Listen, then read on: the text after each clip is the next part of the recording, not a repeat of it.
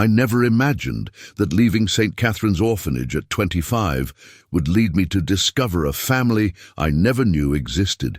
Most kids age out at 18, but I had stayed on as a volunteer counselor, helping younger children navigate the same uncertain future I had faced. When the state finally closed the facility due to budget cuts, I found myself truly alone for the first time, holding a single cardboard box containing everything I owned and a sealed envelope that Sister Margaret had pressed into my hands that final morning. "Your grandmother left this with us before she passed," Sister Margaret had said, her weathered hands trembling slightly as she handed me the yellowed envelope. "We were instructed to give it to you only when you left our care permanently. I'm sorry we couldn't tell you sooner, Charlotte. Those were her wishes." Grandmother. The word felt foreign in my mouth. I had grown up believing I was completely alone in the world, abandoned as an infant on the orphanage steps with nothing but a blanket and a note that said, "Please take care of her."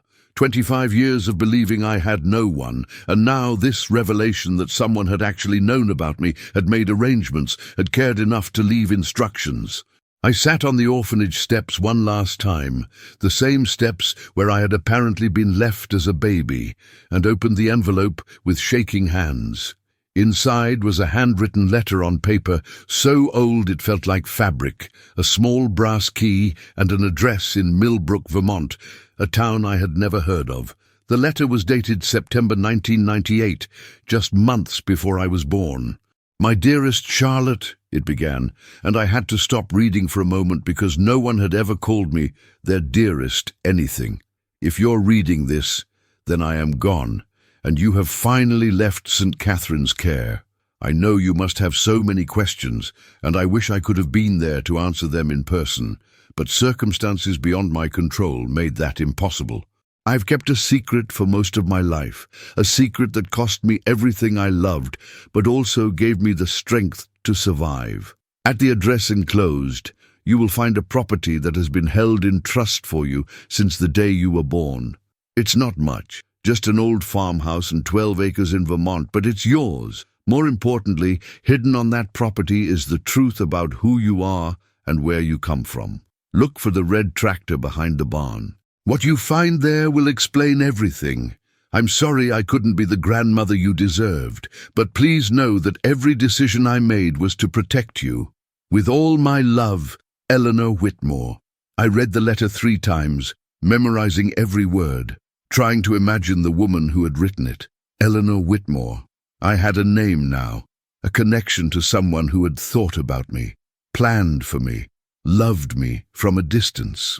The mystery of the red tractor gnawed at my curiosity, but more than that, I felt a desperate need to understand why she had given me up, why she had watched me grow up alone from whatever distance she had maintained. I had exactly $847 in my savings account, money earned from my counselor position at the orphanage. It wasn't much, but it was enough to rent a car and make the drive to Vermont. I had no job lined up, no apartment waiting, no plan beyond discovering what my grandmother had left behind. For someone who had spent her entire life following rules and schedules imposed by others, the freedom was terrifying and exhilarating in equal measure. The drive from Boston to Milbrook took 4 hours through increasingly rural landscape. Spring was just beginning to assert itself, and the Vermont countryside was that particular shade of green that exists only in early May, vibrant and almost painfully alive. Milbrook turned out to be a tiny village, barely more than a main street with a general store, a diner, and a gas station that looked like it hadn't been updated since the 1970s. I stopped at the general store to ask for directions, and the elderly man behind the counter studied the address with interest. "The old Whitmore place," he said, his blue eyes sharp despite his age. "Been sitting empty for near about 25 years now. Lawyer comes by once a month to check on it, pays someone to mow the grass, but nobody's lived there since Eleanor passed. You family?" I nodded, not trusting my voice. "Her granddaughter." His expression softened immediately. "Well, I'll be. Eleanor used to talk about you sometimes, you know." She'd come into town once a month for supplies, always asked if I'd heard anything about how you were doing. Never said how she knew, but she seemed to keep track somehow. Good woman, Eleanor. Kept to herself mostly, but good-hearted. The knowledge that she had asked about me, that she had cared enough to keep track, made my chest tighten with emotion. What else can you tell me about her? Not much to tell, really. She moved here in 1973, bought that little farm, and lived there alone until she died in 1998. Quiet life. She had a garden that was the envy of the county, and she drove an old red tractor that she kept running through sheer stubbornness, I think. Folks tried to befriend her, but she was private, always polite, never rude, but you could tell she was carrying something heavy. He drew me a simple map to the property on the back of a receipt. Place is about 3 miles north of town. Can't miss it. There's a white mailbox with Whitmore still painted on it, though it's pretty faded now.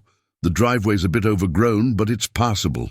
I thanked him and drove slowly north, watching the numbers on the mailboxes increase. When I saw the faded white mailbox with my grandmother's name barely visible, my heart began to race.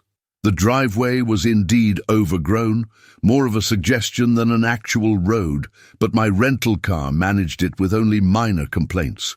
And then, through the trees, I saw it. A small white farmhouse with black shutters, exactly the kind of place I had imagined living in during all those lonely nights at the orphanage. It looked sad and neglected, paint peeling and porch sagging, but it was mine. This was my grandmother's home, and somehow, impossibly, it was now my home too. I parked in front of the house and sat for a moment, gathering my courage.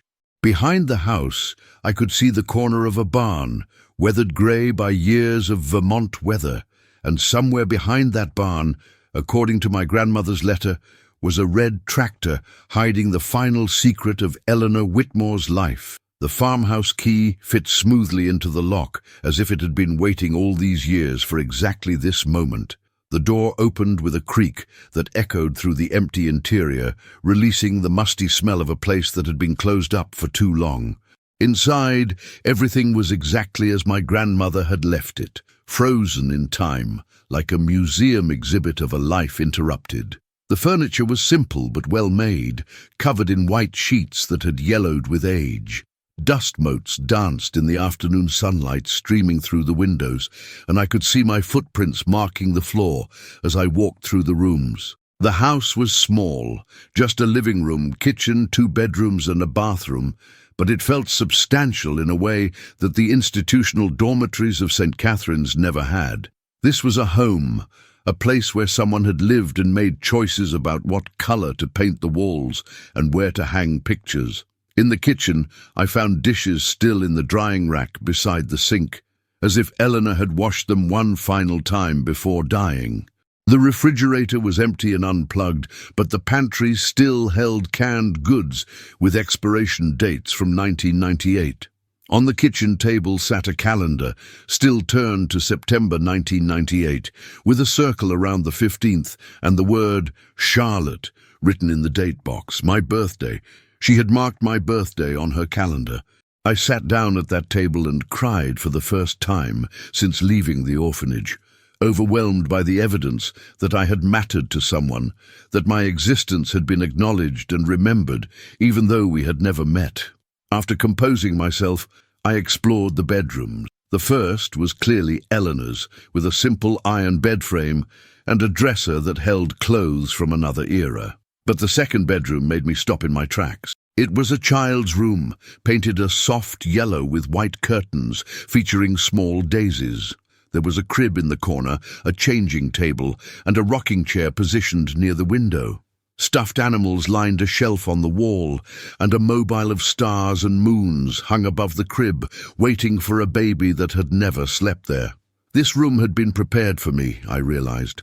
Eleanor had created a nursery, had planned to raise me here in this little farmhouse in Vermont. Something had changed those plans, had forced her to give me up instead. The secret she mentioned in her letter, the one hidden with the red tractor, must hold the answer.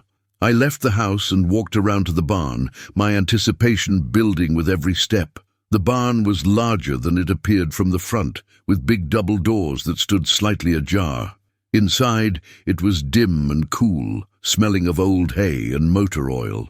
Farm equipment I couldn't identify lined the walls, and in the back corner, covered with a tarp, I could see the distinctive shape of a tractor.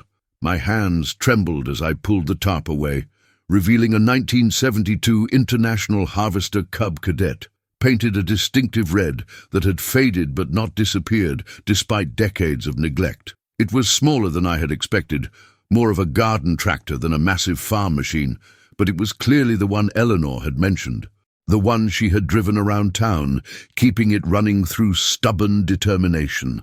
I climbed onto the seat, feeling an unexpected connection to the grandmother who had sat here before me, working this land and thinking about the granddaughter she couldn't raise. But where was the secret she had promised? I examined every inch of the tractor, looking for anything unusual. Under the seat, I found a metal toolbox, rusted shut, but still intact. Using a screwdriver from the barn wall, I pried it open.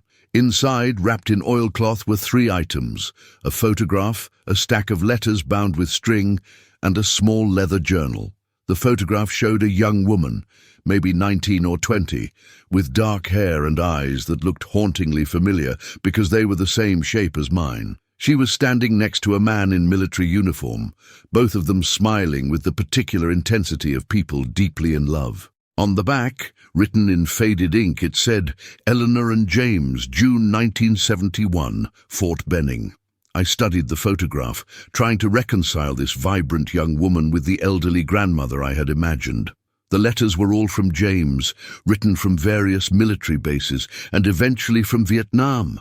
I read them in chronological order, watching their relationship unfold through his words.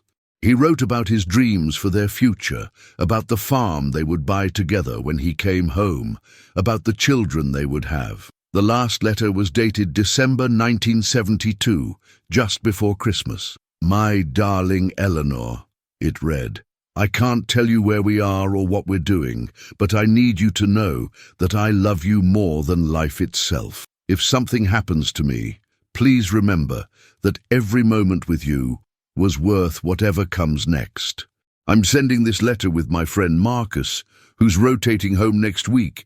He has something for you, something important that I want you to keep safe. Trust him like you trust me. I'll be home by spring, and we'll start that life we've planned. All my love, James." But James hadn't come home by spring. I found the telegram in the journal, delivered to Eleanor on January 8, 1973, informing her that Captain James Whitmore had been killed in action in Vietnam. He was 24 years old. The journal entries that followed painted a picture of devastating grief. Eleanor had been pregnant when James died, carrying the child they had conceived during his last leave home. She had moved to Vermont, to this isolated farm, to escape the memories and build a new life for herself and her baby. My mother. The entries chronicled the pregnancy, the birth of a daughter she named Sarah, and the first few years of motherhood. But the tone of the entries gradually changed, becoming more anxious and frightened. "Strange things were happening," Eleanor wrote. "Men in dark suits asking questions about James, about what he might have told her, about whether he had sent her anything before he died. She became convinced that whatever James had sent with his friend Marcus, whatever she was keeping safe, was putting her and Sarah in danger." The final entries were from 1997, 24 years after James's death. Sarah, my mother, had gotten involved with dangerous people, had disappeared, and then had returned briefly, pregnant and terrified, begging Eleanor to take the baby when it was born and keep it safe. "She made me promise," Eleanor wrote in handwriting that shook with emotion, "never to let them find Charlotte, never to let them connect her to James or to the secret he died protecting. I have to give up my granddaughter to save her life. It's breaking my heart, but it's the only way to keep her safe from the people who are still searching." I sat in the barn, surrounded by the tools and equipment of a life I was only beginning to understand, and tried to process what I had learned. My grandfather had been a soldier who died in Vietnam. My mother had been running from someone dangerous, and Eleanor had given me up, had placed me at St. Catherine's, and watched from a distance because she believed it was the only way to protect me. But protect me from what? What secret had James sent home from Vietnam that was dangerous enough to threaten 3 generations? I looked around the barn more carefully, searching for anything else that might be hidden, any clue about what my grandfather had sent home and where it might be now. That's when I noticed something odd about the tractor's fuel tank. It looked original, but when I tapped on it, the sound was wrong, too hollow, as if there was a space inside that shouldn't be there. Before we continue with Charlotte's discovery, I want to take a moment to connect with you. If you're finding this story as compelling as I am to tell it, please hit that subscribe button and ring the notification bell so you don't miss what Charlotte finds inside that fuel tank. I'd also love to hear from you in the comments. Have you ever discovered something unexpected about your family history? Maybe found letters in an attic, or learned about a relative you never knew existed? Share your stories below, because these connections to our past shape who we are in ways we often don't realize until years later. Your story might inspire someone else to start searching for their own hidden history. Now let's find out what Charlotte's grandfather was protecting all those years ago. With trembling hands, I examined the fuel tank more closely. It took me 20 minutes of careful inspection to find the seam, hidden along a welded joint that looked completely natural unless you knew to look for it. Using a flathead screwdriver, I carefully pried at the edge until I heard a soft click, and a section of the tank swung open on hidden hinges. Inside the false compartment was a waterproof ammunition box, the kind military personnel used to protect valuable items in harsh conditions. My heart pounded as I lifted it out, surprised by its weight. The box was sealed with military-grade tape that had somehow survived nearly 50 years. I carried it into the house, wanting better light and a stable surface for whatever I was about to discover. At the kitchen table where Eleanor had marked my birthday so many years ago, I carefully cut through the tape and opened the box.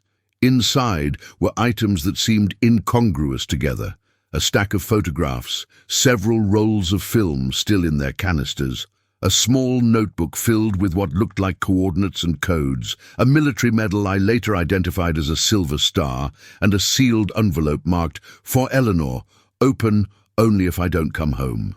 My grandfather's final message to my grandmother, preserved all these years. I opened the envelope with reverent care, unfolding pages covered in James's neat handwriting. The letter was dated December 20th, 1972, just days before his death. "My dearest Eleanor," it began, "if you're reading this, then I didn't make it home to you and our future together. I'm so sorry for leaving you alone, for not being there to build the life we planned. What I'm about to tell you is dangerous, and I've debated whether to burden you with this knowledge, but you deserve to understand why I'm sending these items home with Marcus. During my second tour, my unit stumbled onto something we weren't supposed to see: evidence of unauthorized operations, civilian casualties being covered up, war crimes being committed by officers who were supposed to be on our side. I took photographs, documented everything I could, because I believed that someone needed to know the truth, but when I tried to report it through proper channels, I was told to forget what I saw, to destroy the evidence and never speak of it again. They threatened me, Eleanor, threatened to charge me with treason if I didn't comply. I stopped reading, my mind reeling. My grandfather had been a whistleblower, had documented war crimes and tried to expose them. The letter continued. I couldn't destroy the evidence, couldn't let those men get away with what they did, so I'm sending it home with Marcus, with instructions to give it to you. Hide it somewhere safe, somewhere no one would think to look. If I make it home, we'll decide together what to do with it. If I don't, the choice is yours. You can sit on it forever, or you can find someone trustworthy in the press or government who will do something with it. But be careful, Eleanor. The men who ordered me to destroy this evidence are powerful, and they won't hesitate to harm anyone who threatens to expose them. I'm so sorry to put this weight on your shoulders. I love you more than words can express, and I hope with all my heart that you never have to read this letter. But if you do, know that you were the best thing that ever happened to me, and whatever time we had together made my life worthwhile. Protect yourself above all else. All my love forever, James. I sat back, trying to absorb the magnitude of what I had found. This wasn't just family history. This was evidence of crimes committed during the Vietnam War, hidden for half a century, because my grandmother had been too frightened to expose it. And she had been right to be frightened. The mysterious people who had threatened my mother, who had forced Eleanor to give me up, they must have been searching for this evidence, trying to ensure it never came to light. I carefully examined the photographs, though looking at them made me feel sick. They showed things that confirmed James's account. Villages destroyed, civilians lying dead, American soldiers standing over bodies in ways that suggested execution rather than combat. The dates and coordinates in the notebook corresponded to the photographs, creating an irrefutable timeline of atrocities. The film canisters presumably held even more evidence, though I had no way to develop them myself. This was exactly the kind of documentation that could end careers, trigger investigations, maybe even lead to prosecutions if the perpetrators were still alive. But I also understood why Eleanor had kept it hidden. This evidence had gotten my grandfather killed. It had put my mother in danger. It had forced my grandmother to give me up to keep me safe from people who would stop at nothing to keep these crimes buried. Opening this box had been like opening Pandora's box, releasing knowledge that came with tremendous responsibility and equally tremendous danger. I thought about what to do. I could put everything back, reseal it, pretend I never found it, live my life in this little Vermont farmhouse, safe in obscurity, letting sleeping dogs lie. Or I could do what my grandfather had wanted, what he had died trying to accomplish. I could bring this evidence to light, expose the truth, and finally give meaning to the sacrifices my family had made. The decision wasn't as simple as it might sound. I had just discovered I had a family, a history, a place I belonged. Was I willing to risk all of that to expose 50-year-old crimes? Would bringing this to light honor my family's memory, or just invite more danger into my already complicated life? I spent the rest of the afternoon and evening reading through everything in the box, memorizing details, trying to understand the full scope of what James had documented. There were references to specific operations, names of officers who had given orders, accounts from soldiers who had witnessed the atrocities. This wasn't just a few photographs that could be dismissed as anomalies. This was systematic documentation of widespread misconduct during multiple operations over several months. As darkness fell, I heard a car coming up the driveway. My first instinct was fear. Had someone been watching the property, waiting to see if anyone would come looking? Had I triggered some kind of alert by opening the ammunition box? I quickly closed everything back into the box and shoved it under the kitchen sink, then went to the window to see who was arriving. It was an older pickup truck, and the man who climbed out looked to be in his 70s, with white hair and the weathered face of someone who had spent his life outdoors. He knocked on the door, and when I opened it cautiously, he smiled with genuine warmth. "You must be Charlotte," he said. "I'm Marcus Webb. I've been waiting 25 years to meet you." Marcus, the friend my grandfather had mentioned, the one who had brought the box home to Eleanor. He was still alive, still here in Vermont, still somehow connected to this story. "How did you know I was here?" I asked, inviting him inside despite my caution. "I make it my business to know when anything changes with this property," he said, his eyes kind but sad. "I promised James I'd watch over Eleanor, and after she died, I promised her I'd watch over you if you ever came. The lawyer who manages the trust lets me know if there's any activity. I saw your car, and I knew it was time." We sat at Eleanor's kitchen table, and Marcus looked around the room with obvious nostalgia. "I spent a lot of evenings sitting right here, talking with your grandmother. She was a remarkable woman, Charlotte, strong beyond measure. Giving you up nearly destroyed her, But she believed it was the only way to keep you safe. Safe from who? I asked. Who's been looking for that evidence all these years? Marcus sighed heavily. That's a complicated question with a complicated answer. Some of the men James documented are dead now, but their families are powerful. Their legacies are built on lies about their service, and there are institutional forces, people in government and military, who believe that exposing these crimes would undermine public trust in the armed services. They've been quietly suppressing this story for 50 years. Are you saying the government knows about the evidence? Parts of the government do, Marcus confirmed, but it's not some monolithic conspiracy. It's a handful of people in positions of influence who have personal or professional reasons to keep this buried. After James died, they came looking for the evidence. They questioned everyone in our unit, searched his belongings, even investigated Eleanor. When they couldn't find anything, they assumed James had destroyed it, like he was ordered to. But about 10 years later, someone started asking questions again. Your mother, Sarah, had gotten involved with a journalist who was investigating Vietnam war crimes.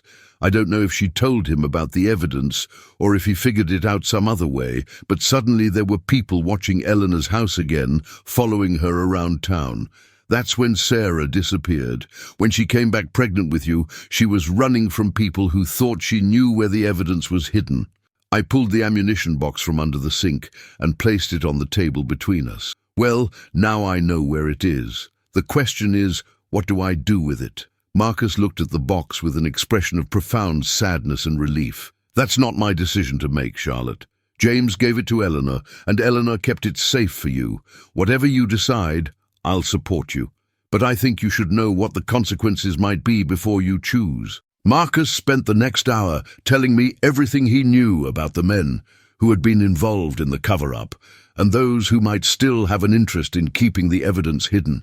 Some names I recognized from history books, generals who had gone on to distinguished careers, politicians who had built their reputations partly on their military service.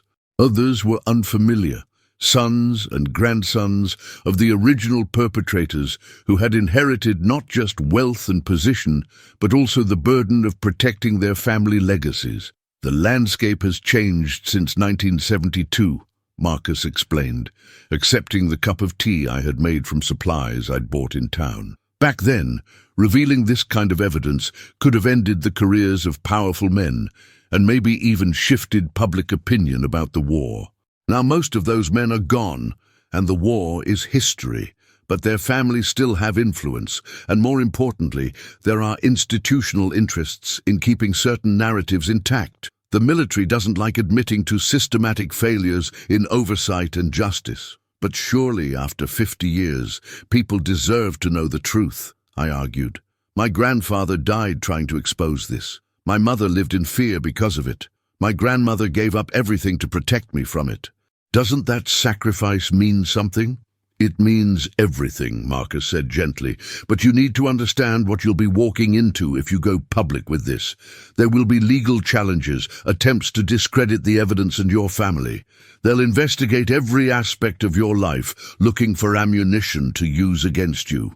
You'll become a public figure, whether you want to be or not, and not everyone will see you as a hero. Some people will hate you for tarnishing the memory of veterans, even veterans who committed crimes. I thought about my quiet life at St. Catherine's, the anonymity I had always taken for granted. Going public would destroy that forever. But staying silent felt like betraying everyone who had sacrificed so much to preserve this evidence. Is there any middle path? I asked. Some way to get the truth out without putting a target on my back? Marcus considered this carefully. There might be. I've stayed in touch over the years with journalists and historians who specialize in this period. There's a woman, Dr. Helen Ridgway, who works for a non-profit that investigates historical war crimes.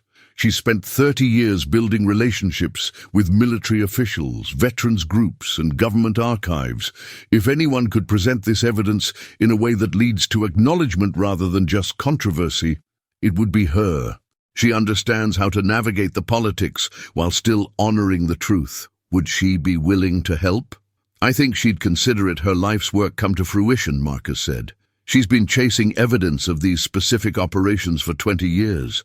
What you have here could provide the proof she's been missing, but you'd have to trust her with something incredibly precious, and once you hand it over, you lose control of how it's used.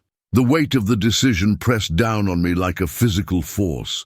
I had been in Vermont for less than 12 hours, and already I was facing choices that would define the rest of my life. "Can I think about it?" I asked. "Take some time to decide." "Of course," Marcus said, standing to leave. "But Charlotte, there's something else you should know. Your mother, Sarah, she's still alive." The room seemed to tilt around me. "What?" "But Eleanor's journal said she disappeared." "She did disappear, but I've kept tabs on her over the years. After she left you with Eleanor, she went into hiding, changed her name, built a new life far away from here. She's in Oregon now, working as a teacher in a small coastal town. She never married, never had other children. I think the guilt of leaving you consumed her." "Does she know I'm here?" My voice came out as barely a whisper. "Not yet. I wanted to tell you first. Let you decide if you want to reach out." She made Eleanor promise never to contact you, never to risk leading anyone to you. She believed that the only way to keep you safe was complete separation. But you're an adult now, and those old threats have mostly faded. If you want to meet her, I can arrange it. I couldn't process this revelation on top of everything else. A mother I thought was lost, possibly dead, was actually alive and had been living her own life of exile and regret just a few thousand miles away. "I need time," I said again, feeling overwhelmed. "Time to think about all of this." Marcus left me his phone number and address, just a few miles down the road. After he drove away, I sat in the gathering darkness of my grandmother's kitchen and tried to sort through my tangled emotions. I'd come to Vermont expecting to find a house and maybe some answers about my past. Instead, I had found evidence of war crimes, learned that my grandfather was a hero and martyr, discovered that my grandmother had lived with crushing loneliness to protect me, and found out that my mother was alive and had been carrying her own burden of grief for 25 years. That night I slept in Eleanor's bed, surrounded by her things, and dreamed of people I had never met, but who had shaped my entire existence. James in his uniform, young and idealistic and doomed. Eleanor holding a baby she knew she would have to give away. Sarah, my mother, running through dark streets with fear in her eyes. When I woke the next morning, I knew what I had to do, or at least what I had to do first. I called Marcus and asked him to contact Dr. Ridgway. I wanted to meet her, to hear her perspective on how the evidence could be used responsibly. I wasn't ready to commit to anything yet, but I needed to understand all my options before making a final decision. Dr. Helen Ridgway arrived 2 days later, a woman in her early 60s with silver hair and sharp, intelligent eyes that missed nothing. She examined the contents of the ammunition box with the reverence of an archaeologist discovering an intact tomb. "This is extraordinary," she said, carefully handling the photographs with gloved hands. "I've seen references to these operations in declassified documents, but I've never had visual confirmation. The coordinates in this notebook correspond to villages where massacres were reported, but never officially investigated. This could finally provide closure for families who have waited 50 years for acknowledgement." "What would happen if this became public?" I asked, watching her work. "Best case scenario? The Department of Defense would be forced to conduct official reviews of these operations. Families of victims could receive formal apologies and possibly compensation. The historical record would be corrected, and your grandfather's courage would be recognized. Veterans who witnessed these events but were afraid to speak out might finally feel safe coming forward with their own testimonies. And worst case? Worst case? Legal battles that drag on for years, accusations that the evidence is fabricated or misinterpreted, political weaponization of the story to attack or defend various positions, personal attacks on you and your family's credibility. And despite all that struggle, possibly no official acknowledgement or change, She looked up from the documents, meeting my eyes directly. "But here's what I believe, Charlotte. The truth matters, not because it's easy or convenient, but because it's true. These men committed crimes and were never held accountable. Your grandfather tried to do the right thing and died for it. Your family has carried this burden in silence for 2 generations. Whatever happens if we expose this, it can't be worse than continuing to hide it. The silence hasn't protected anyone. It's only protected the guilty." Her words resonated with something deep inside me, something that felt like the answer I had been searching for without knowing the question. "If I agree to let you use this evidence, what would the process look like? First, I'd have the photographs and film authenticated by experts to establish their provenance and verify they haven't been manipulated. Then I'd work with military historians to place them in proper context, connecting them to other documented events from that period. I'd reach out to surviving members of your grandfather's unit to see if anyone would provide corroborating testimony. Only after building an irrefutable case would I approach the media and government officials. How long would that take? 6 months to a year for the initial investigation and authentication. Maybe another year for the full story to be researched and documented properly. I won't rush this, Charlotte. Your family's legacy deserves to be handled with care and respect. I looked around the little farmhouse, thinking about Eleanor living here alone for 25 years, carrying this secret and protecting me from a distance. I thought about James, dying in a jungle halfway around the world while trying to do the right thing. I thought about my mother, alive but living in exile because she had tried to help expose the truth. And I thought about myself, the girl who grew up believing she was completely alone, who now had the chance to honor the family she never knew by finishing what they started. "Okay," I said finally. "Let's do it. Let's tell the truth." The authentication process took 8 months, just as Dr. Ridgway had predicted.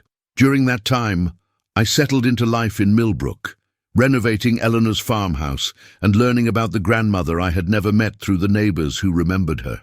The general store owner brought me photographs of Eleanor at town events. The librarian shared stories about how Eleanor had volunteered to teach immigrant families English. A woman named Patricia, who lived 2 farms over, told me how Eleanor had helped deliver her daughter during a snowstorm when the roads were impassable. Each story added dimension to my understanding of the woman who had sacrificed so much for my safety. I also got the red tractor running again, with Marcus's patient instruction. There was something healing about sitting on that machine, my hands on the same wheel Eleanor had gripped, working the same land my grandfather had dreamed of farming. The tractor became a meditation for me, a way to feel connected to my family while I waited for Dr. Ridgway's investigation to reach its conclusion. In month 5, I received a letter forwarded through Marcus. It was from my mother, Sarah. Marcus had finally told her that I knew she was alive and that I had found the evidence. Her letter was 8 pages long, filled with explanations and apologies and love that had been suppressed for 25 years. She wrote about the terror she had felt when the journalist she'd been involved with was killed in what police called a random mugging, but she knew was connected to his investigation. She wrote about the impossible choice of giving me up, knowing it was the only way to keep me safe, but feeling like she was tearing out her own heart.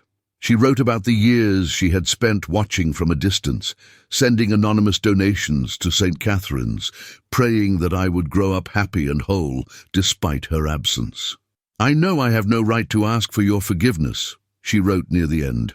"I made choices that protected your body, but wounded your soul, and I will carry that guilt for the rest of my life. But please know that not a single day has passed when I didn't think about you, wonder about you, love you with every fiber of my being.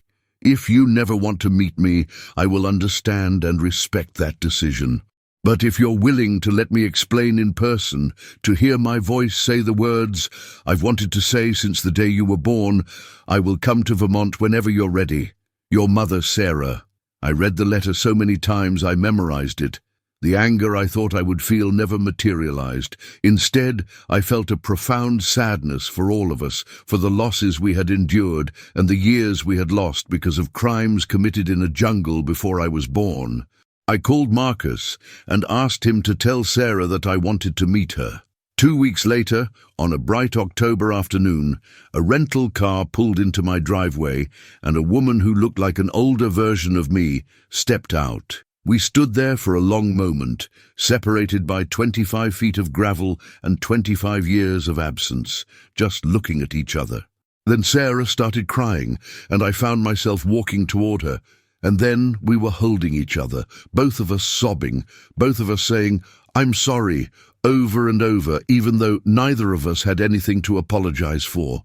We spent 3 days together, filling in the gaps of our separate lives, learning each other's mannerisms and preferences, discovering that we had the same laugh and the same habit of reading the end of books first. Sarah told me stories about James that Eleanor had shared with her, about his kindness and integrity and the way he could make anyone feel important. She told me about Eleanor's strength, about how she had created a good life despite her loneliness, about the garden she had tended and the community she had quietly served. On the 3rd day, Dr. Ridgway called to tell me the authentication was complete and she was ready to publish her findings.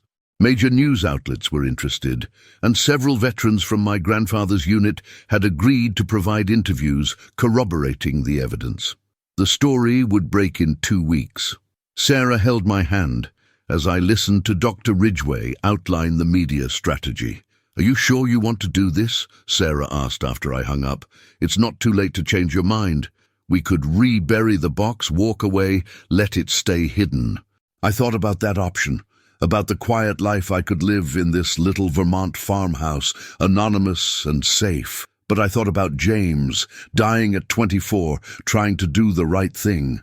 I thought about Eleanor, giving up everything for my protection.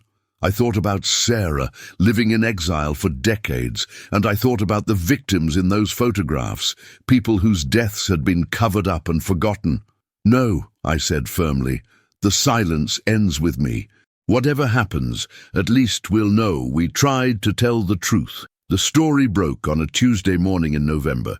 Dr. Ridgway's non-profit released a comprehensive report documenting the atrocities my grandfather had witnessed, complete with authenticated photographs, corroborating testimony from surviving veterans, and historical context that made the evidence irrefutable. Major newspapers picked up the story immediately. By afternoon, I was receiving interview requests from national media outlets. The response was mixed, as Marcus had predicted. Some praised my family's courage and called for official investigations. Others accused us of trying to smear the military and dishonor veterans. Social media exploded with arguments about whether 50-year-old crimes still mattered, whether exposing them served any purpose, whether forgiveness and moving forward were more important than accountability. Through it all, Sarah stayed with me, and Marcus became a buffer between me and the media circus. Dr. Ridgway handled most of the press, expertly navigating the political sensitivities while keeping the focus on the evidence and the victims. 3 weeks after the story broke, the Department of Defense announced they would conduct an official review of the operations documented in my grandfather's evidence. It wasn't an admission of wrongdoing, not yet, but it was acknowledgement that the allegations deserved serious investigation. Several families of victims reached out to thank me for finally giving them answers about what had happened to their relatives. The most meaningful response came from a veteran named Robert Chen, who had served in my grandfather's unit and had witnessed the same atrocities James had documented. For 50 years, he had carried the guilt of remaining silent, too afraid to speak out against his commanding officers. "Your grandfather was the bravest man I ever knew," he told me during a phone call that left both of us in tears. "He tried to do the right thing, and they killed him for it. I've lived my whole life wishing I had his courage. Thank you for finishing what he started. Thank you for proving that the truth still matters." 6 months after the story broke, The army issued a formal apology for the civilian deaths documented in the photographs, acknowledging that crimes had been committed and covered up. It wasn't everything, but it was something. My grandfather's name was added to a memorial honoring whistleblowers who had served their country by refusing to stay silent about wrongdoing. Today, as I write this from Eleanor's kitchen table, the red tractor is parked outside where I can see it from the window. Sarah has moved to Vermont, buying a small house in town so we can finally have the relationship we were denied for 25 years. Marcus still visits weekly, sharing meals and stories about the family I'm still learning about. The farmhouse has been renovated but still feels like Eleanor's home, filled with the quiet strength she embodied. I've learned that family isn't always about who raised you or who you grew up with. Sometimes family is about understanding where you came from, honoring the sacrifices of those who loved you from a distance, and choosing to carry forward their legacy in your own way. The dusty red tractor behind my grandmother's barn held more than just an old ammunition box. It held the truth about courage and consequence, about love and loss, about the price of integrity and the weight of secrets. It held my family's history, complicated and painful, and ultimately redemptive. Every day, I worked the land that my grandfather dreamed of farming, driving the tractor that Eleanor used to tend her garden, living in the house where my mother was born. The silence that protected me as a child would have suffocated me as an adult. Breaking it was the hardest and most important thing I've ever done. The truth did matter. My grandfather was right about that. And though he never got to see it, his courage did make a difference in the end. Sometimes justice is delayed, but it doesn't have to be denied forever. Sometimes the secrets we bury are meant to be found by someone with the courage to bring them to light. And sometimes leaving an orphanage with nothing but questions leads you to a home you never knew existed and a family you never knew you had. Thank you so much for joining me on Charlotte's incredible journey of discovery and redemption. If this story touched your heart the way it touched mine in telling it, I'd be so grateful if you'd subscribe to the channel and hit that notification bell. Stories like this remind us that our past shapes us in profound ways, and that sometimes the greatest gift we can give is the truth, no matter how difficult it is to reveal. I'd love to hear from you in the comments. Have you ever uncovered a family secret that changed how you understood your own history? Maybe you've found old letters, discovered unexpected relatives, or learned something about your ancestors that gave you new perspective on who you are. Please share your experiences with our community, because every story of discovery and connection helps others feel less alone in their own searches for truth and belonging. And here's a question for reflection. What did you learn from Charlotte's story about courage, family, and the importance of truth? Drop your thoughts below. I read every comment, and I'm continually amazed by the wisdom and insight this community shares. Until next time, remember that your history matters, your story deserves to be told, and sometimes the answers we're looking for have been waiting patiently for us to be ready to find them.